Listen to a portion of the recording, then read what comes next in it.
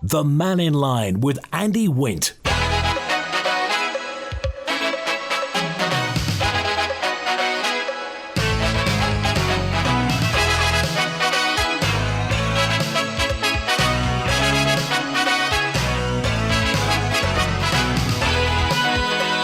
Faster Mai, good afternoon. Welcome to Mannin Line on Manx Radio.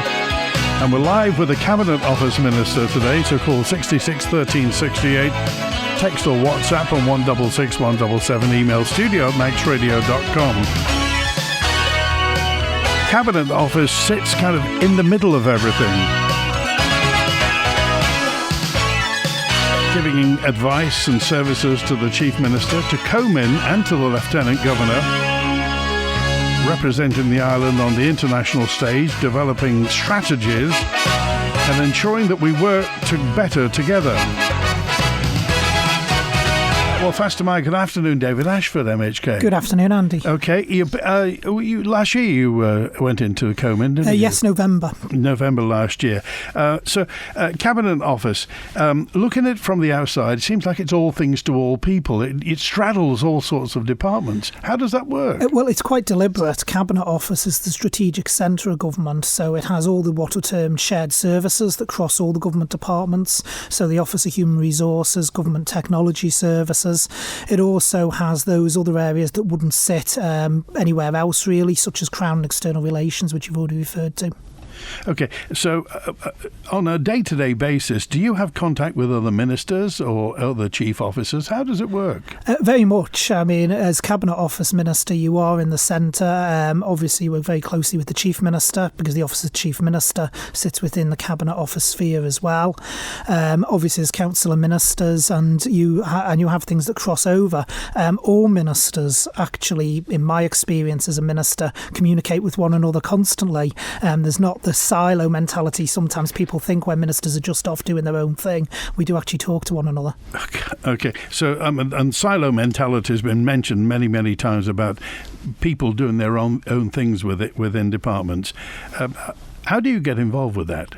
So the point of Cabinet Office is to try and bring a strategic direction to the policy core of government to ensure that policies across government are joined up and that everyone's pulling in the same direction, really. A prime example of that is another role I have, which is Chair of the Housing Communities Board, which is also provided secretarial support by Cabinet Office. That brings together three different departments, Cabinet Office, DHSC and also DOI as well, to actually look at housing policy to ensure that it's joined up. Okay, I've got a couple of questions regarding housing later on, but first of all, a note in from Linda, who said in December I'd emailed Mr Ashford when he was Treasury Minister about a potential government saving that would take the sustainable zero emissions boxes.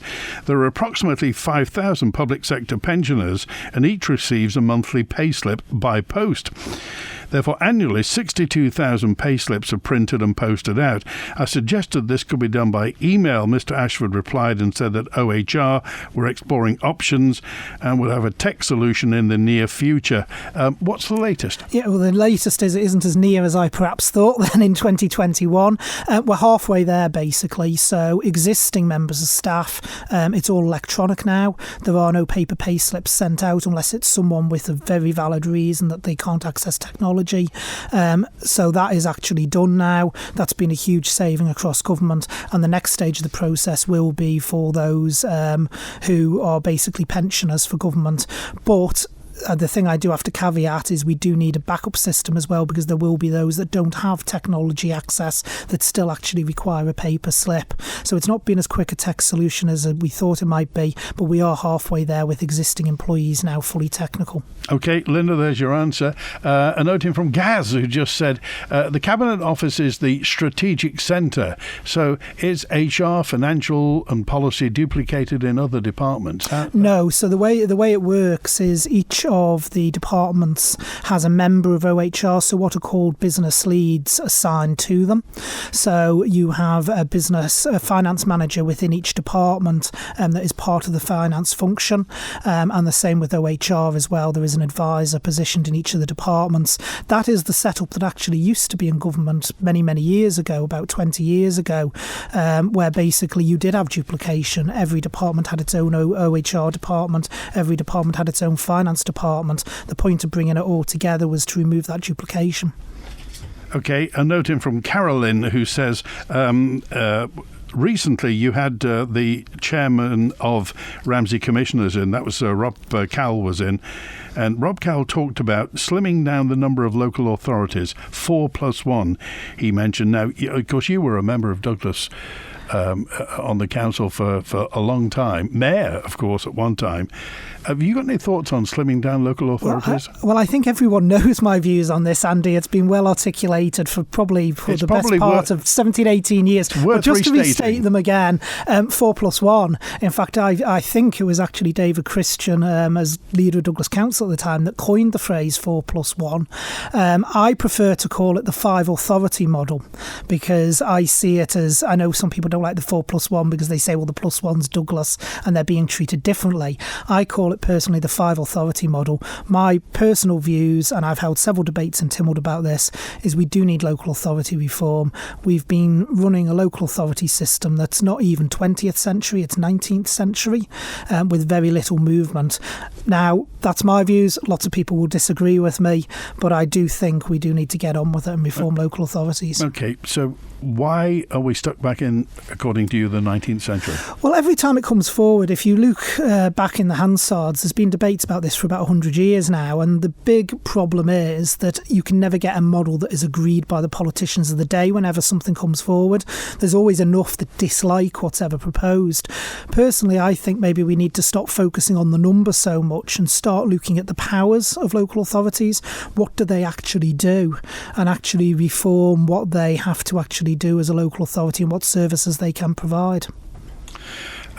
So 4+1, the 5 model would be basically dissecting the Isle of Man, north, south, east and west. And Douglas. So would that incorporate Onken and Braddon? No, I looked at this many years ago when I was a councillor and I first became interested in local authority reform, and the issue is if you do that, you create a sort of super authority, both in terms of population and also size. That's 40% of the Isle of Man. It is. I mean, Douglas would still, even in that model, be the largest local authority, even in that 5 authority model.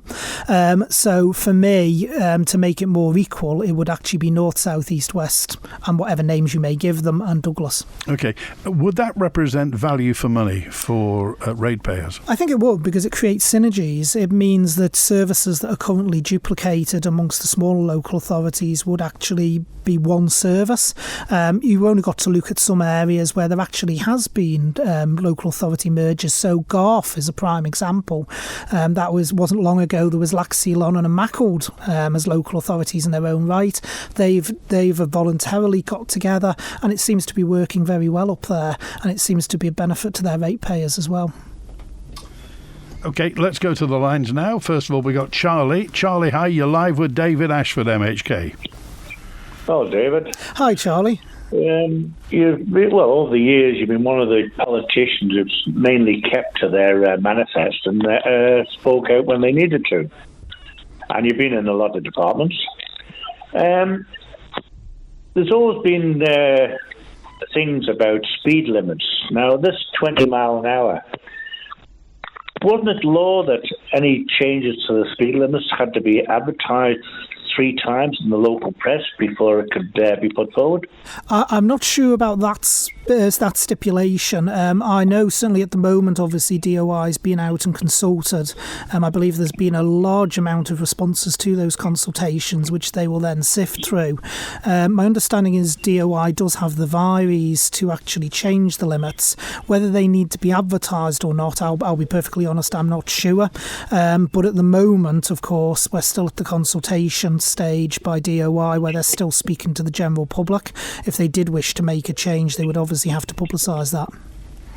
Well, I thought that consultation finished last week. Anyways, no, I was going to Ramsey the other day, going up from the Cregner Bar, there's a 50-mile-an-hour speed limit for 3 miles. When you're coming back, top of Hayward Drive, 50-mile-an-hour speed limit. I never seen it advertised. Well, like I say, I know they have the advisories in law to be able to what they set the speed limits at, but I've got to be honest, like I say, I don't know whether that needs to be advertised or not, or whether they can just do it. My understanding is, I know in law there's got to be appropriate signage to advertise it. Correct. But do you agree with the 20-mile-an-hour limit, Charlie? What do you think of it? By schools and that, yes, I do. Overall, I think it's going to cause more hassle. But the point is, David, as you've been always an outspoken person and now as Cabinet Office Minister, maybe you can make some inquiries on the law on that and pass the information on to the Manx Radio newsroom. Yeah, I will. I will happily. And then everybody be clear about it. I'll happily go away and look at the legislation and actually see what it says, and share it. I'll share it with Andy, so he can use it in a future programme. 99% of the people come over the TT come over because the mountain road has no speed limit. Yeah. Well, now there's 50 mile an hour on it from Highwood Rise to nearly Cregner Bar. Okay, all right, thanks for that, Charlie. This seems, at the moment, Mr. Ashford, just that we keep getting mixed messages, as in, has anybody told the Chief Constable about this, and who's going to police this, and will there be any sanctions if somebody is caught doing more than 20 miles an hour? So my understanding, Andy, is the specific question that was asked was, had the Chief Constable personally been consulted? So the answer to that is no, as was given in the Timwood answer. Has there been wider consultation in relation to the Isle of Man Constabulary? My understanding is there has been. I believe that it's the Isle of Man Constabulary as a body where there is consultation that takes place, not specifically necessarily the Chief Constable himself. In terms of obviously policing, that is a matter for the police, not for politicians, how they actually police anything. But obviously, if people are actually breaching speed limits, they are committing an offence, and obviously that's viewed seriously. But the day-to-day policing, I can't comment on, because that really is a matter for Isle of Man Constabulary. Do you know where fines that are levied in the courts, where does that money go to? So it depends upon what the fine's for. So my understanding is that it goes into a central pot in relation to speeding. So there's no advantage to the Isle of Man Police for enforcing it more rigidly than ever, because they're going to get the money. This was an argument that went on in the UK, if you remember, over the speeding cameras, where at one point some forces were actually topping up their budgets with what they get back. In relation to us, my understanding is it goes into a central pot. It doesn't go direct to Isle of Man Constabulary. Okay. Do you think the speed limits, or particularly what Charlie was referring to on the mountain, do you think that's a disincentive to TT visitors? I mean, I don't know. I think it's sometimes a balancing act. I think, it is a selling point. It has been for many, many years. But also, we've got to take into account safety.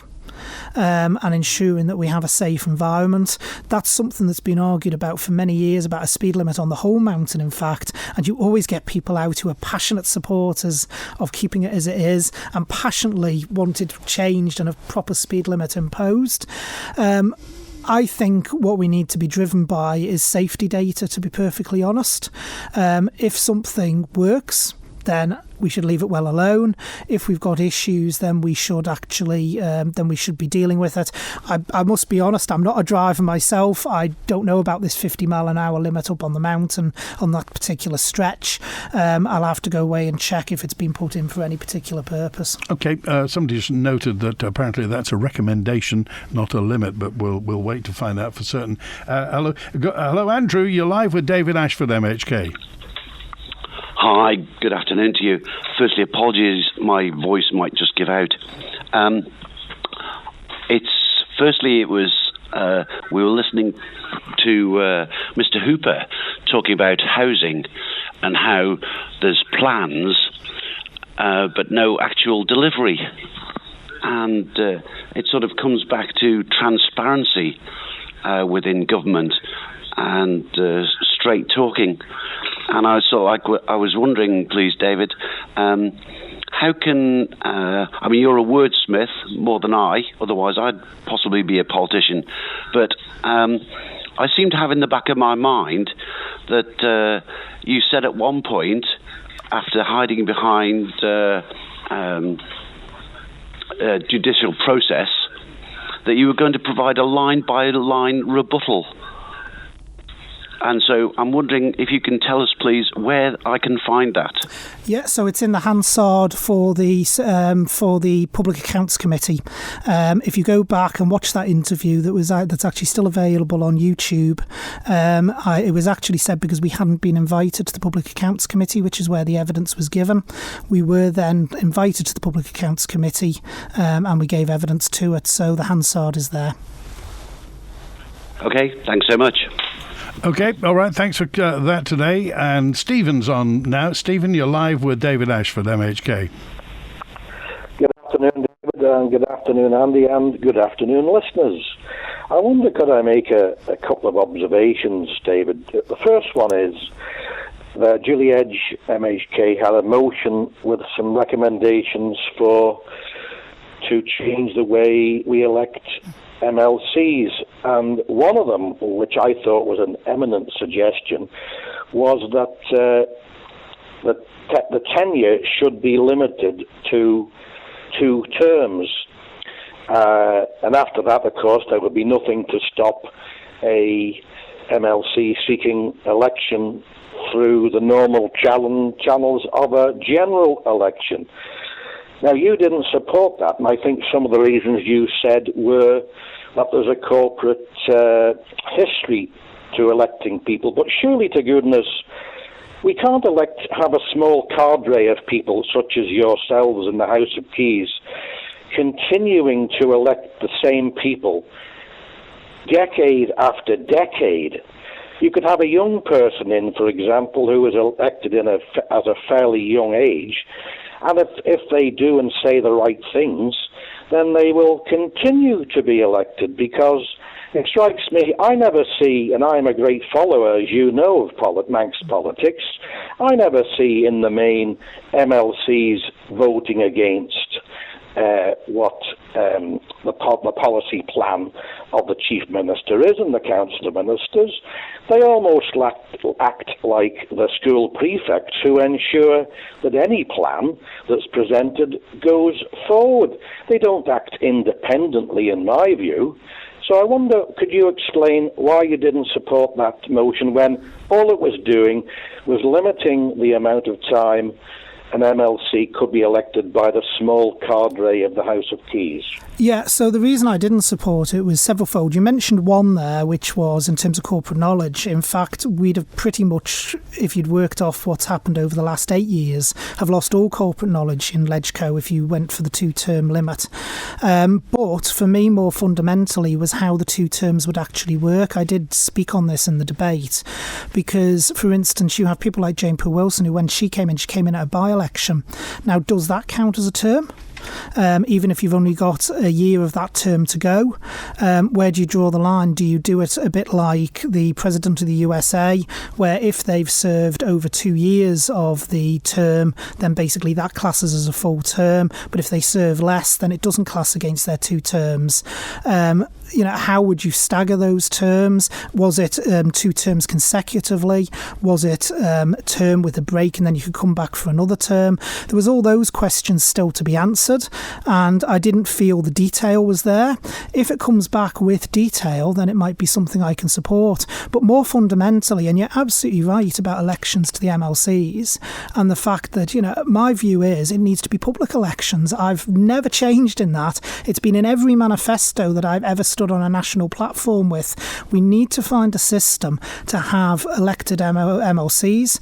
Now, the argument that always gets put up against that is, then they'd be in competition with the House of Keys. To me, that just doesn't wash, because you look around the world and you find plenty of parliaments that have 2 chambers and both chambers are elected. They're elected on different bases. People are standing knowing they're doing 2 different jobs. And you have plenty of parliaments where you have a lower house that's elected, an upper house that's elected, and the system works. I don't believe that it's beyond the wit and wisdom of this island to be able to put a system like that in place. But again, a bit like we were discussing with local authority property reform, every time someone proposes something, it just never seems to, with the politicians of the day, find a majority support. But my view has always been MLC should be publicly elected. Stephen? Just to reply to this first part is that if you look at the extract from the director's website, that after 9 years, non-executive directors are not considered independent. And another part is, according to the UK Corporate Governance Code, the recommended tenure limit for the chair is 9 years. After 9 years, they are no longer considered independent. Well, I don't actually consider our MLCs are independent because they never seem to vote against anything that the Council of Ministers put forward. So that seems to me to be a big thing. And if it's in the extract from the director of the Institute Directors, and it's in the code that after 9 years they're not considered as fully independent, they've expired. The problem over how do we do it is simply the mechanics. That could be easily worked out. So that's that one put to bed. But secondly, I did hear you this morning talking about planning, and you said your terminology was that vocal opposition. Does this mean that you consider people who are opposed to a particular plan shouldn't really do it because they're only opposed to it? Now, the second part I'd like to talk about is the MDC have just nearly finished the old nurses' home, which has been a good job done. But we don't know what the final cost is. We do not know whether the rates will give a return to pay the interest or pay the capital cost. And yet, I just walked down Athol Street today, and there's a planning application in to turn a building in from office development to apartments. And yet, in the current plan for the MDC area, they still want to have office development within it. Now, is this office development going to be subsidised by the taxpayer? Why is that being included when nobody else in Douglas seems to be able to make a go of the office development because of our office world and finance industry contracting? Why is that plan still in? And do you have a predisposition to people who oppose things? Are they bad? No, most definitely not. I mean, I was chair of planning for about 18 months before I actually became Cabinet Office Minister. And basically, as far as I'm concerned, when I say vocal opposition, people should be as vocal as they possibly can be. If someone is against something, stand up and say it. That was one of the things I was urging in that interview, was people to actually get involved and get involved with the consultation, whether for or against. Get your views known. People should be vocal on both sides, both vocal opposition and vocal in support. In terms of the nurses' home, it is important there's transparency on costs, and once the project is finished, my view is that we should have full transparency on costs so that people can actually see what it has cost, what any potential return will be. In terms of the Manx Development Corporation itself, it does function very much as a corporate entity. So in terms of anything they're going to put in it, be it retail, be it office, in anything they do, they've got to be able to show that they believe that it's going to be commercially viable, because the point is, although they can actually borrow themselves, ultimately they have to be able to make a return on that. That's the point of how they're supposed to operate. Stephen? So, David, can we rest assured that you, as one of the MHKs, will ensure that MDC is showing a profit return on it? And if the plan is that, why are they able to continue with this plan of having office development in it when no one else seems to be able to do it in Douglas? As they say, walking down Athol Street today, there's a plan in for apartments. Now, that surely must be sending alarm bells in your head, I would have thought, of why MDC is continuing with this plan. I do hope you will process and push for full disclosure and full transparency of MDC. After all, it is a taxpayer-backed operation? I will, because I have a pre-declared position on this anyway. I have said in public many times, including when MDC was set up, and I think I said it on Manx Radio, in fact, at the time, that the key important thing is that there's transparency around the figures and that people can actually see how money is being spent and what return there is on the different projects. And I stand by that. I believe there needs to be full public transparency in relation to that. In terms of offices, one of the things I get fed back constantly by the private sector is that one of the things they're looking for is more modern, flexible office space. The problem with a lot of the older buildings is it can't meet modern office needs in terms of the plan and layout, and so you do have a lot of businesses shying away from those older buildings that are currently in central Douglas, where you can't remove interior walls, etc. easily, and so a lot of that potentially is viable to convert into flats and put it to a different use, while also still providing new modern office accommodation elsewhere. So I think it's about changing needs as much as anything. And one of the things I was a passionate supporter of when I was a Douglas councillor was the idea of getting more people living in the town centre, actually getting people back into the town centre and making it a livable place, not just a retail or office space. Okay, all right. Thanks, Stephen. One more thing. Okay, if you will. Just a reply.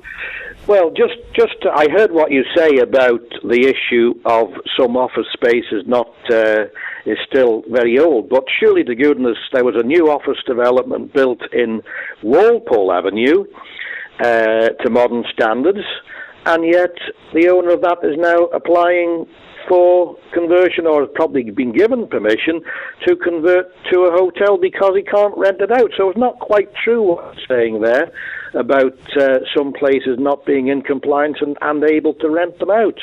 It can also, of course, there are other factors as well. There's price point, there's the space available, and actually if the space is too large or too small. So there is other factors as well. It's not just purely around age, but that's one of the things I do get fed back from the private sector, that they feel that there isn't a red availability of modern office space that's adaptable. Okay, all right. Thanks, Stephen. Thanking you. Good to hear from you. 27 minutes now before 1. We're live with the Cabinet Office Minister today. Take a trip to Peel and discover 6 Ways of Seeing, a new exhibition at the House of Mannin, featuring the work of 6 contemporary artists, creating artworks inspired by the Isle of Man, from intricate drawings to stunning paintings and incredible stone carvings. 6 Ways of Seeing, open daily at the House of Mannin in Peel. Admission is free, with donations welcome to Manx National Heritage, supporting our charity's work in caring for the Isle of Man's incredible heritage. Office World, have we got it? Office World, yes we have. Office World. For all things stationery, from pens, pencils, paper and ink cartridges to desking and seating, Office World has it. Call 666 366. Come down to Spring Valley Industrial Estate, Braddon, to find out more of what's in store. Office World, have we got it? Office World, yes we have. Office World. Isle of Man Railways. Get your tickets now for this season's range of onboard dining events, featuring old favourites like the legendary Pie and Mash Train, the Curry Club and more, including memorable dining experiences on one of our Steam theme events with something for everyone. To find out what's cooking on the dining car or to book, call 697 457 or visit rail.im. Isle of Man Railways. Manx Radio is the #1 choice of listeners aged over 35 on the Isle of Man. We lead the way in connecting brands with Manx Radio's engaged and loyal audience. And our breakfast show attracts 71% more listeners than any other station. So if you want to boost your brand with tailored advertising that really works, then call 682 620 or email sales@manxradio.com. Help your business reach new heights today with Manx Radio. This Tuesday here on Manx Radio at 5:30, join Kiri Kermode and myself, Simon Clark, for Countryside. I went along to UCM to enjoy a farm-to-fork 3-course dinner using only the very best Manx ingredients. And because it's now spring, I popped along to the first Spring Horticultural Society show up in Ramsey to have a look at the flowers on display and chat to some of the people displaying them. That's all in Countryside Tuesday here on Manx Radio at 5:30. And don't forget, you can download and subscribe to the podcast for free at manxradio.com. The Mannin Line with Andy Wint. And David Ashford, MHK. Howard's with us now. Hi, Howard. Hello, Andy. Good afternoon, Minister. Good afternoon, David. Howard. Just a curio. I don't know whether you'd be able to answer this, or give me some idea what that is. How many, as a percentage or otherwise, are the government staff now, say government officers, etc., how many are working from home? And are there a number of people within that same civil service on flexi hours? Because you seem to be now unable to give answers to certain questions, or there's a long delay on those answers, plus the fact that many a time if you ring up to somewhere, you'll get that the person you're trying to contact is not at their desk. Now, is there an increase in the number of staff working from home? My understanding is the number's actually going down. So obviously during COVID, which was when we had the big build-up, quite rightly, of people working from home, there was a slow return to the office. But my understanding is that most people who need to be in the office are now back in the office. The numbers have been coming down quite dramatically, and that most people now actually work from an office environment. The flexi hours one is slightly more difficult because that would literally depend upon the role. And one of the core things about people being able to do flexi hours is flexi hours must not interfere with the delivery of their role. So, for instance, someone who is counter-facing would be unlikely to have a flexi hours, obviously a job approved for them, because they need to be physically there at the counter. Yeah, because I've just come across one, not name names or nothing like that, but it's within the civil service, and a reasonably high up person, and they're on working from home, and they're also taking the longer to get into work in the morning because they're delivering the children to school, and then they're finishing about 3:00 in the afternoon, so to go and pick the children up again.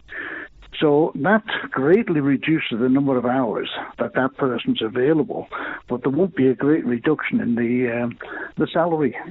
So, well, obviously it would. The salary would be prorated. So if they've reduced the number of hours they're working, the salary would be prorated accordingly. So if they went from, if they went from 30 hours down to 27, that would be a 10% drop off their 30% salary.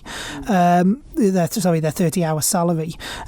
Equally, what some people do is there's compressed hours. So you'll have people who may not take a lunch, for instance, and just work through, or they start earlier, finish earlier, or start later and finish later. So there is the ability around flexi hours, but the key thing is it's not someone's absolute right to have flexi hours. They have to apply for that.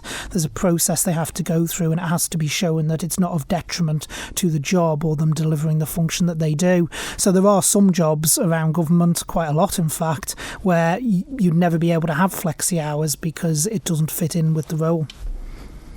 Well, that's a good thing, as I say, because in the past, the civil service, the tax and various places like that have all been excellent. But it seems to be a little bit lackadaisical these days, whether it's a cut in numbers or, as I say, a different thing with working from home or the flexi hours, I don't know. But they've always been very, very good, and I have no complaints on the tax office. They're very, very good down there. Okay. I think it is important just to say as well that flexi hours is a very important offering if you're going to attract staff these days. The world has moved on quite dramatically over the last sort of 10, 15 years.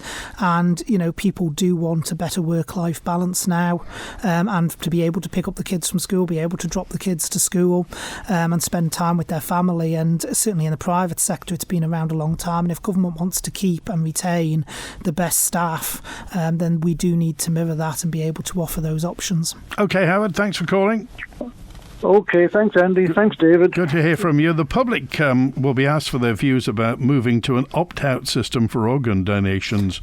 The Human Tissue and Organ Donation Bill got royal assent in 2020, July 2021, I think. Numerous operational and legislative steps have to be taken before it's enacted. Why is there a delay? So one of the things, I wouldn't even classify it as a delay, to be perfectly honest, Andy. I mean, it was said at the time that this bill went through. This was, of course, a private member's bill from Mr Perkins, who was then MHK for Garth. It was pointed out that there would be a lot of complex secondary legislation. The old saying is the devil's in the detail, and with this bill, it really is the regulations that flow off at the secondary legislation and the code of practice that actually is the real detail, and it's going to take a long time to develop. We have to go out, we have to consult with professionals, we have to consult with the public on it. We also need to ensure that it's absolutely right first time, because we are talking about something very serious, and we're talking about the handling of human tissue. So this isn't a set of regulations that can just be sort of done off the side of the desk. We knew it was going to take a substantial amount of time. Could you summarise what some of the issues may be? So it's around, for instance, some of it is ensuring how do we handle human tissue.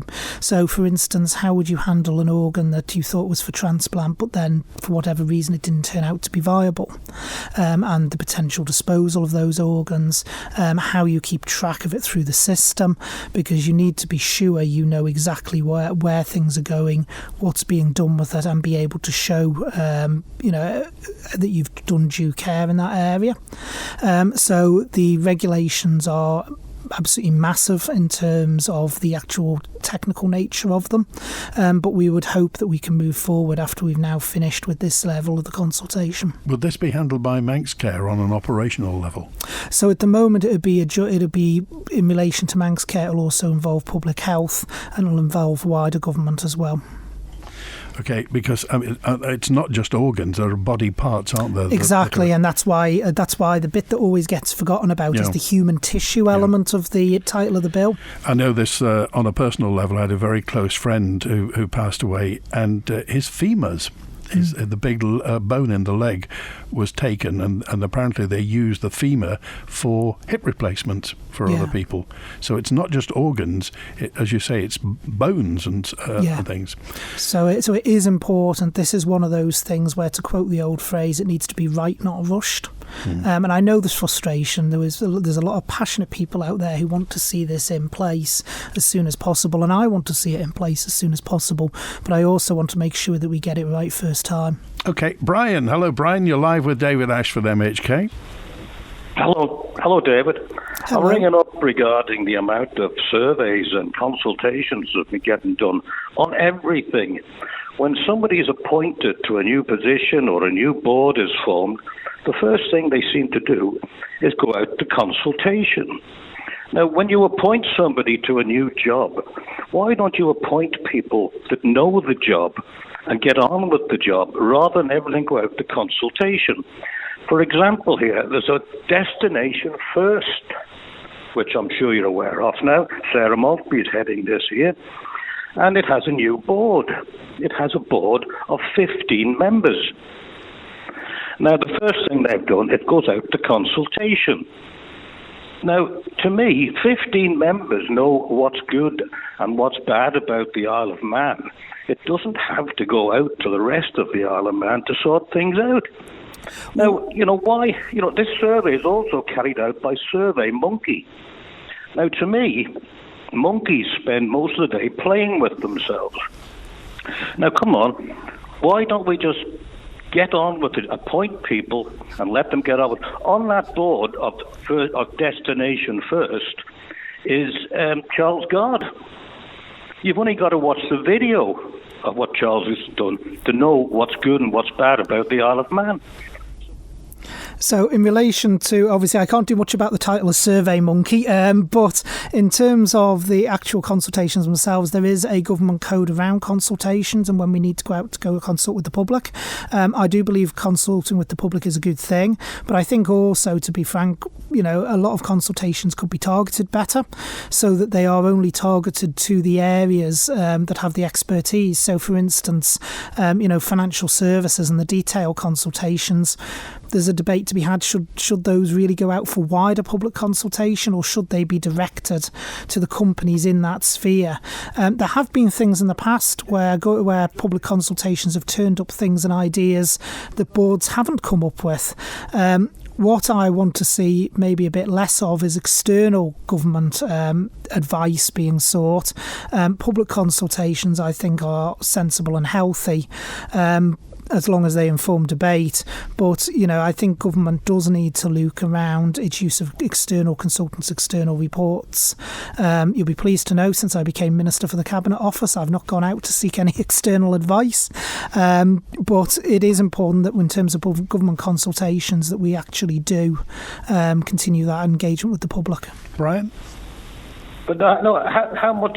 You've got appointed 15 people to the board. Now that costs money and time. These people are from all over the island. Why do you need to go out to consultation? You go out to consultation, you'll get 100 more different views, when really, wouldn't it be better just chipping away at a few things and getting on with it and improving the look of the Isle of Man? Well, I personally think that actually, in terms of the consultation, it probably is time that we looked at the government consultation, the code around that, and the things that we put out to consultation. Has it become too wide-ranging over the last 10, 15 years?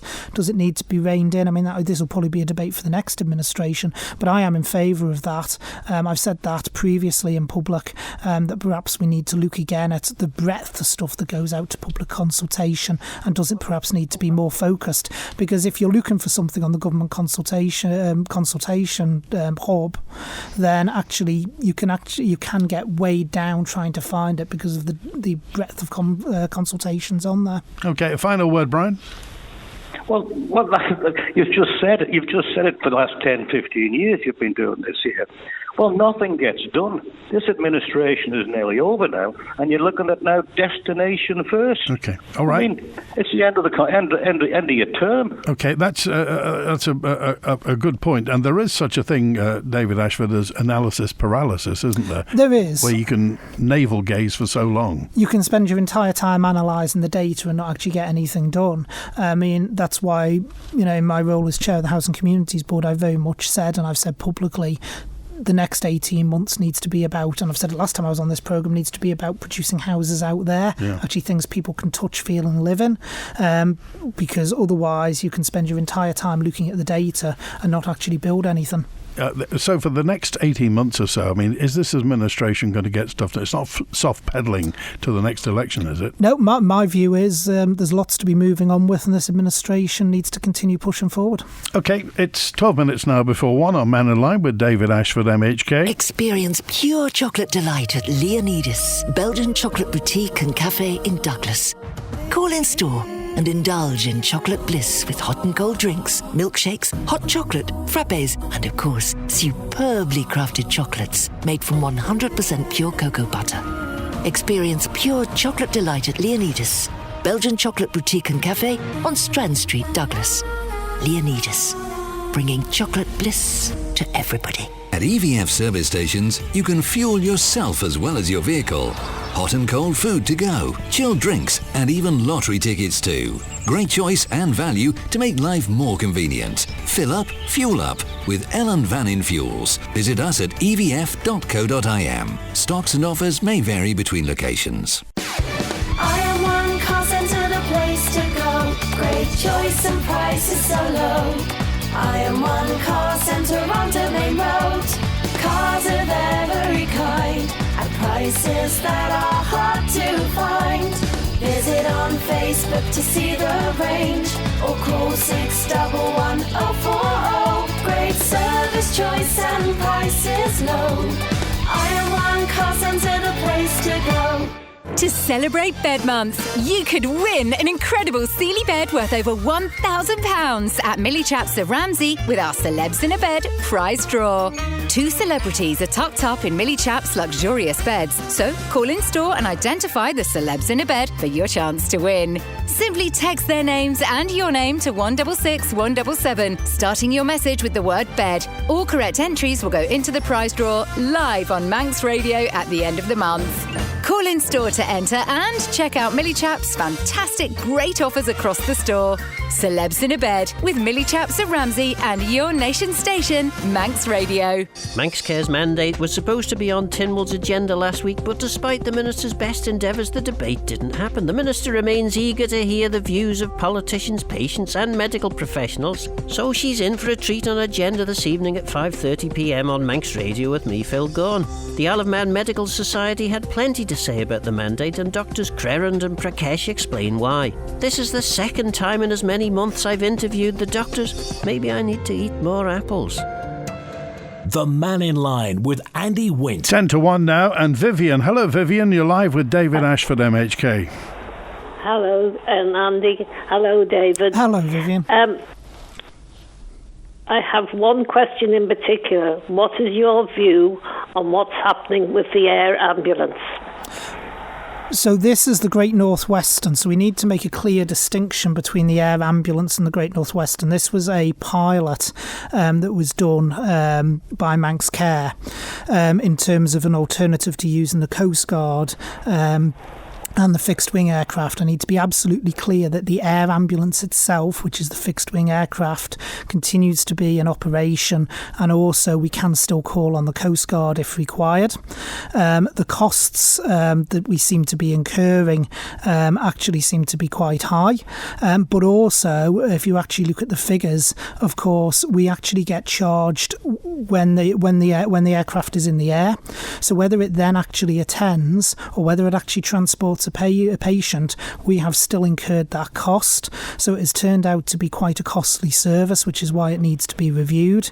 There is also restrictions around that particular aircraft. So for instance, I would say it's personally, I don't think it's one where you would want to transfer a critically ill patient, because my understanding is you can't resuscitate on board that aircraft. That is certainly something that was fed back to me, whereas you can with the Coast Guard and the fixed wing aircraft. So there's various different things feeding in, but it is important to state that the physical air ambulance, what people think of as the air ambulance, is not affected by this. Well, that's very nice to know, but if somebody has to get there in a hurry, I'm sorry, if we need a helicopter, then we need a helicopter. We do, and we have the Coast Guard that can be called to provide that service. But what was said the other day, that's not a very good aircraft. Well, my understanding is I've got to go back from my time as Minister for Health and Social Care as well, that it's actually the opposite, that it's actually a very good aircraft. I don't know. I'm just asking the questions, that's all. And allows it to be resuscitation as well on board. Well, thank you for your answer. All right, thank you, Vivian. We appreciate your call today. Thanks for that. I think we can just get Roger in now. Roger, you're live with David Ashford, MHK. Good afternoon. Hello, Mr. Ashford. Hello, Roger. My question refers to Comyn, the structure of Comyn. There was always 10 votes within Tynwald and Keys, which Comyn members had to support because they were members of Comyn. That was then reduced to 9, but in the last year, with the appointment of a minister without portfolio, that has again increased to 10, which means that the block vote has been strengthened. What I want to know, and it's a simple question, what are the quoracy requirements within the meetings of Comyn?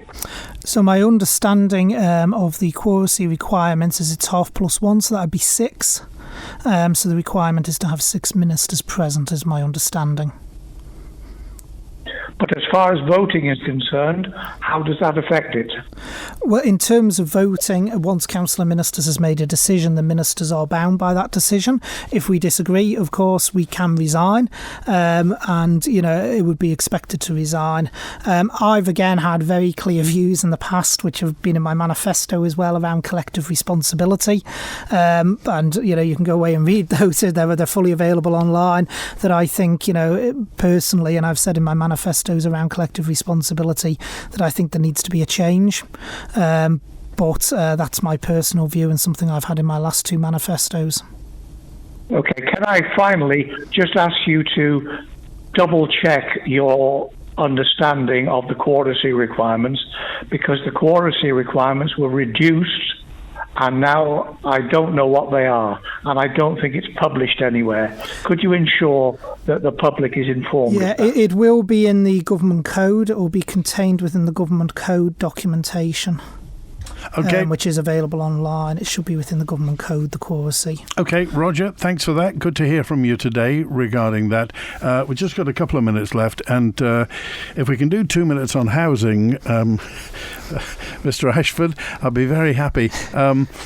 There seems to be some sort of logjam. Lots of people want more houses. Some people don't want more houses. Where does the government stand? Where do you stand? Yep, so we do need more housing. I mean, we've had the objective assessment of housing need that's not long been published that shows very, very clearly that even if we stand still, we need to actually be building roughly around about 100 affordable houses. And this is just the affordable housing element per year over the next 10 years. So 1,000 houses over the next 10 years. In that regard, it's very, very clear where that demand is going, and we need to actually make sure that we're delivering on that if we're going to keep the economy going and actually get the younger population into the island that we want. Okay, Moira dropped a note in also to say, how can you guarantee that some of the new houses that are built aren't snapped up by buy-to-let operators? Well, that's one of the things we need to look at as part of basically the conditions around building.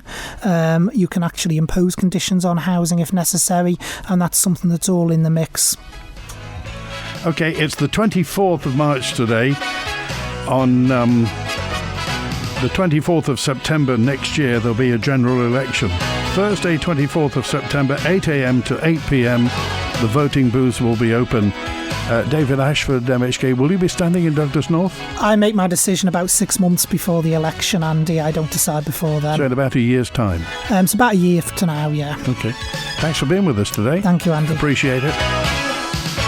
We're back with an open line tomorrow on Mannin Line. Alex is going to be handling Mannin Line tomorrow. Thanks to David Ashford, MHK, for being with us today. Thanks also to Chris on the phones. It's a lovely day. Enjoy the rest of your Monday. WINT